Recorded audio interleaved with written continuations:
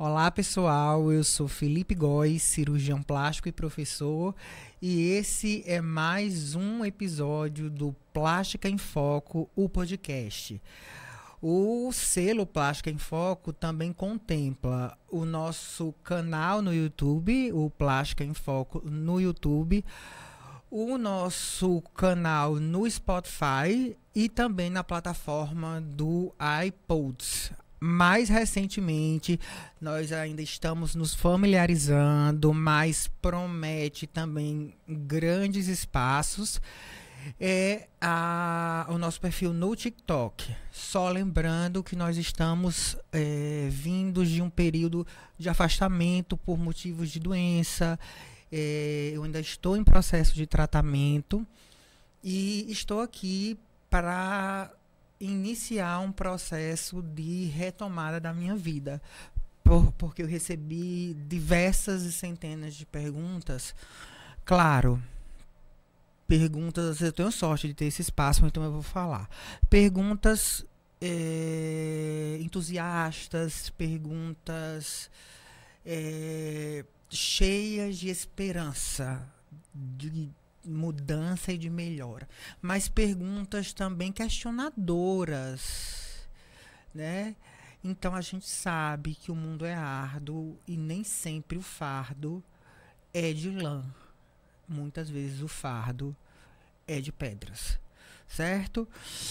E hoje, nesse quinto episódio, nós continuaremos em nosso modelo monólogo, onde nós debateremos os mais diversos temas do universo da cirurgia plástica em uma linguagem acessível que atende a você, paciente que busca um procedimento, mas que quer informações de procedência.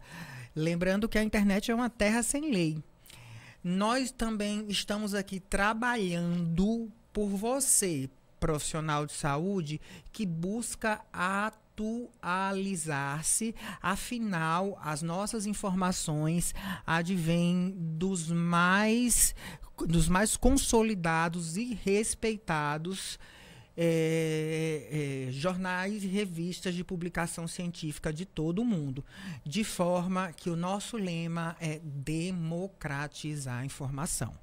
Cirurgia plástica ao seu acesso. E o tema de hoje é um tema importante. Por quê? Porque ele atinge um grupo específico de pacientes, que são os homens. Na análise da ISAPS, a International Society of Plastic Surgeries, a ISAPS mostra que o número de cirurgias plásticas em homens vem aumentando ao longo do tempo. Há uma resposta muito clara para isso, certo? Essa resposta perpassa pelo fato de que, no mundo moderno de hoje, todos nós, homens e mulheres, somos mais exigidos quanto à aparência, fazendo com que pacientes que até então tinham uma harmonia satisfatória com a sua aparência física, buscam melhorias com intenções muitas vezes de melhorias profissionais, certo? Então, esse é o grande boom dos anos 2020, certo? Além dos procedimentos realizados por mulheres, homens que correspondem à lipoaspiração, certo? Lifting facial, abdômen e lipoabdominoplastia. Existe um procedimento em específico que é restrito ao corpo masculino. O tratamento da ginecomastia. Exatamente. Eu tenho certeza que você já ouviu falar sobre ginecomastia, associando ginecomastia aos hábitos de halterofilismo, enfim. Acabou se associando ela muito à prática de reposições hormonais inadequadas. A ginecomastia, ela corresponde ao aumento do tecido mamário. O homem também tem mama. A mama, como nós já citamos em outros momentos aqui, ela é formada por 40% de gordura e 60% de glândula. A mama feminina, ela é maior, ou seja, ela é mais volumétrica, tem um formato piriforme com um complexo de areola e papila maior. A mama masculina, ela tem um volume menor, restrito ao complexo areolo-papila, a região escurecida que alguns chamam de bico do peito, e tem uma posição mais inferior. O que é que vai acontecer? A ginecomastia não é a existência de mama, é a existência em uma quantidade exacerbada que geralmente ultrapassa os limites do complexo areolo-papila, a região escurecida do centro da mama, certo? O diagnóstico ele é feito de forma clínica, certo? Onde pode haver o aumento mamário unilateral ou bilateral, sendo mais frequente bilateral. Deve-se falar que além do aumento da glândula, há um aumento também da gordura, certo? Isso é importante. E há casos que a glândula ela não aumenta demasiadamente, e sim a gordura. É o que se chama de pseudoginecomastia, certo? Nesse cenário em que um paciente chega com uma queixa estética de aumento mamário, a grande repercussão que isso impacta para esse indivíduo é a repercussão social. Porque a mama ainda é a estrutura mais feminilizante no corpo, seja para a mulher que tem uma mama pequena e deseja aumentar, seja para um homem heterossexual que tem o desenvolvimento de uma mama. Não vai conseguir se sentir confortável usando uma camisa mais despojada, por exemplo, certo? Então, essa é a questão. Baseado nessa questão, a gente parte aí para o diagnóstico. O diagnóstico clínico, com esses achados que eu já falei, mas a gente tem que saber a causa desse aumento mamário. A maioria das ginecomastias, ela é idiopática, ou seja, ela não tem uma causa pré-definida. Vão existir picos de ginecomastia que vão ser autolimitados, ou seja, que vão ser resolvidos sozinhos na infância ali, logo ao nascimento, pela ação dos hormônios maternos, logo no período puerperal, pelo dos hormônios sexuais, e na senilidade, na terceira idade, pela presença de uma maior quantidade de hormônios estrogênicos, e pode ocorrer a ginecomastia. Além dessas condições, a doença pode estar relacionada ao uso de medicamentos.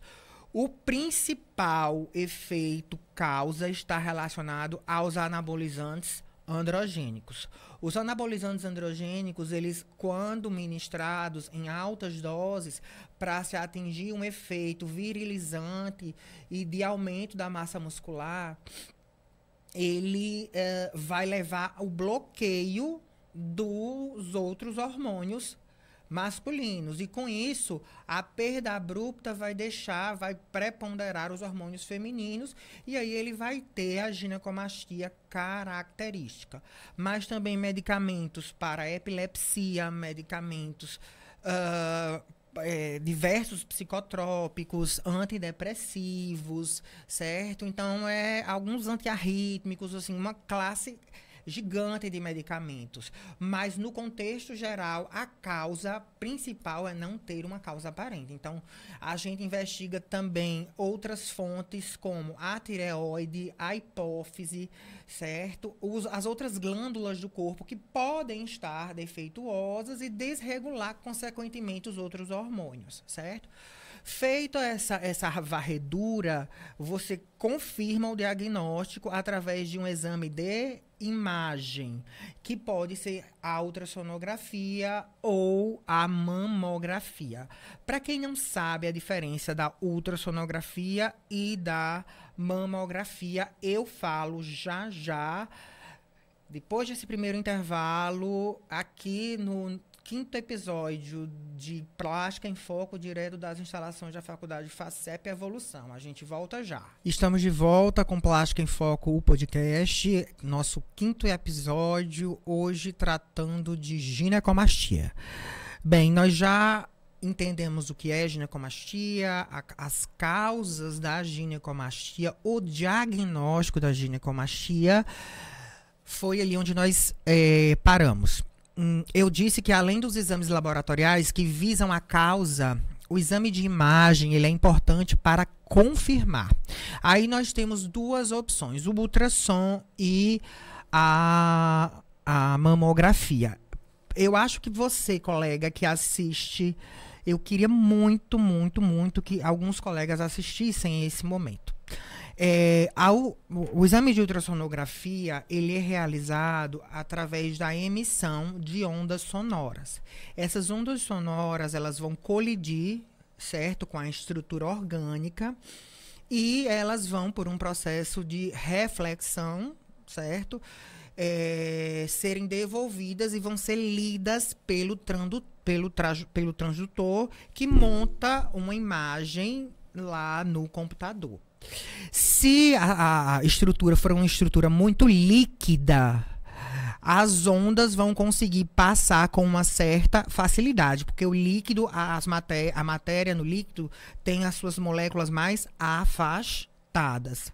Então, ela vai bater e vai refletir em maior quantidade. Então, ela vai conseguir formar, certo, mais da imagem a ser estudada, ou seja, ela vai dar uma noção melhor do que é aquilo ali, aquela substância líquida que está ali. Então, ela dá um aspecto de uma imagem mais branca, certo? Já se a imagem for muito coesa, como, por exemplo, um nódulo, o nódulo vai refletir pouco, porque pouco passa por ele e fica aquela imagem um tanto quanto escurecida, certo? Então, a gente costuma dizer que para mamas menos densas, mamas mais gordurosas, a ultrassonografia acaba sendo melhor, porque ela ultrapassa melhor essas barreiras para avaliar. A mamografia, ela funciona a partir de radiação, certo? Então, a radiação, ela penetra, ela é refletida e tem uma placa. Quanto de radiação chega, forma a imagem. Se for uma imagem muito dura, muito coesa, pouca radiação vai voltar. Então, aquela imagem, ela fica branca. Por isso que o osso é branco, certo? Por isso que a água é branca lá. Certo? Então, esse é um padrão que a gente costuma definir, certo? Você vê o bebezinho, geralmente o bebezinho é branco, imerso em um líquido que já é mais escuro, né? Porque ele não consegue refletir muita coisa na ultrassom. Então, a ultrassom e a tomografia. Com a ultrassom, você já tem uma análise bem acurada, certo? Você vai conseguir analisar se aquele nódulo, mensurar o tamanho, certo? Lembrando que sim, existe relação entre o câncer de mama e a ginecomastia, mas os cânceres de mama acontecem em apenas 1% dos nódulos mamários. É muito pequeno. Coincidentemente, infelizmente, eu tive um professor que era mastologista que morreu do câncer de mama, certo? Mas não é um nexo causal, por exemplo, de você ter... a gente trabalha em medicina baseada em evidência. Então, não há um nexo causal que você tenha uma nodulação num homem e isso obrigue ele a fazer uma punção, por exemplo. Certo? Então, os aspectos radiológicos, eles falam muito mais a favor. Tá? Então, confirmada, excluída outra causa, a gente vai para o tratamento.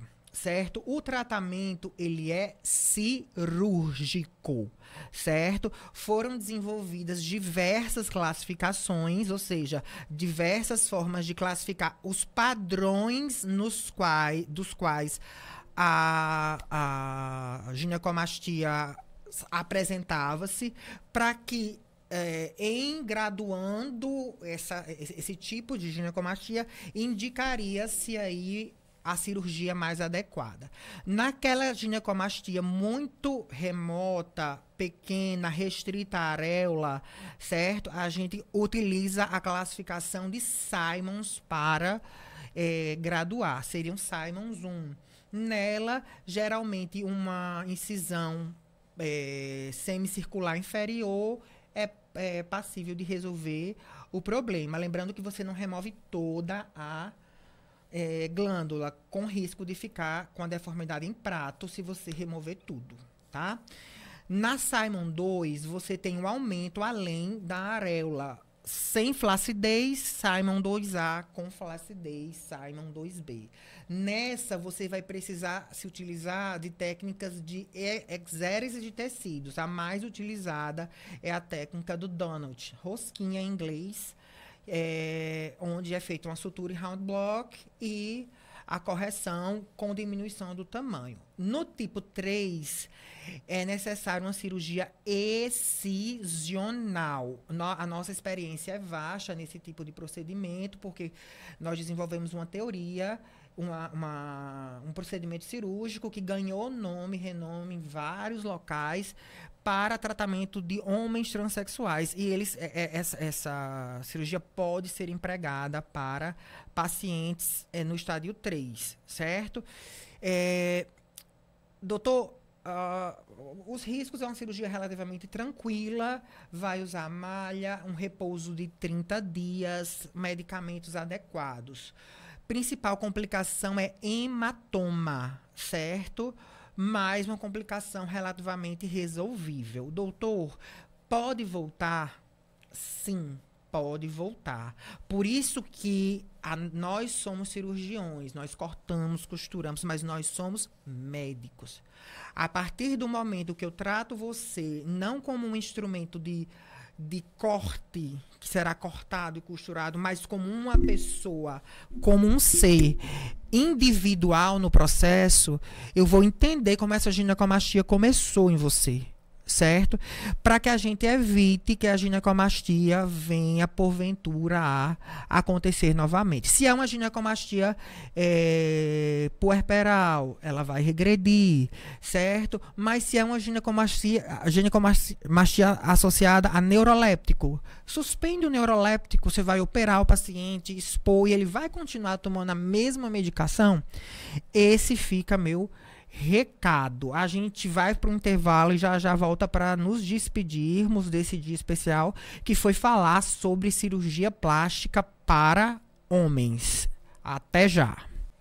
Olá, pessoal, estamos de volta, mas terminando Plástica em Foco, o podcast. Mas a gente fica aqui e continua aí, exatamente, no www.philippegoes.blog. Você terá um aperitivo sobre ginecomastia e olha lá, aqueles que entrarem no meu site terão direito a fazer o download gratuito do e-book Ginecomastia, um livro de minha autoria que orienta todo o processo, desde a procura pelo médico até a sua recuperação. Ok? E próxima semana falaremos de preenchedores, bioestimuladores, todo esse universo que contempla a harmonização facial. Não perca e até lá.